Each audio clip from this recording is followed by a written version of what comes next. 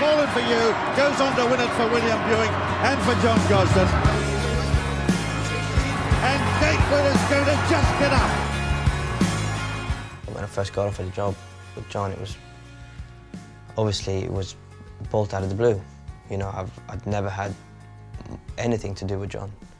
I think he might have said hello to me once. Well, we get on very well. He's very intelligent. He's wise beyond his years, and he's got a great feel for a horse, rather like a Frankie. He'll get off a horse and give you a very clear definition of what he felt and what the horse is, what trip, what grade, what everything else. And he's a team player, and he gets on very well with everybody in the yard. I mean, he's in there 5 mornings a week. I mean, when I came there 2 or 3 years ago, it was, you know, when you walk in, you're part of a big team, and there's so many people working. I feel like, you know, in Formula One terms, I feel like the driver in a huge team.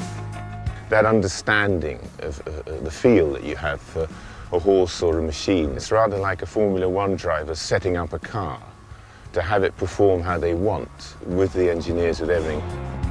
Obviously, John is the boss, but the work ethic behind everything is fantastic, and you know, there's so many people that deserve credit for every winner we have.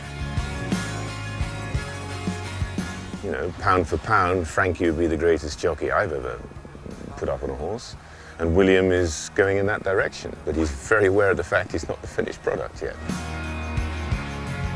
He's like a mentor.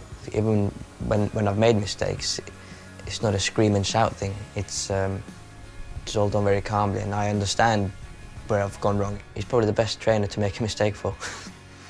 Well, I can only remember 1 or 2, and he comes straight back. I'm sorry, I got that wrong. Well, what's the problem then? He knows. And he's very honest like that. He would never try and cover it up. He's the first one to tell you, and I admire that in someone. I like honesty.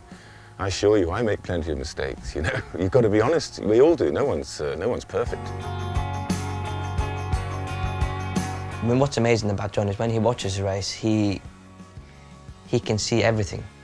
You know, there's no point trying to say something else to John or trying to hide something where you think you might have gone wrong, because he's seen it already. And from a trainer's point of view, who's never ridden in a race, it's amazing to listen to, and it's an amazing ability to have.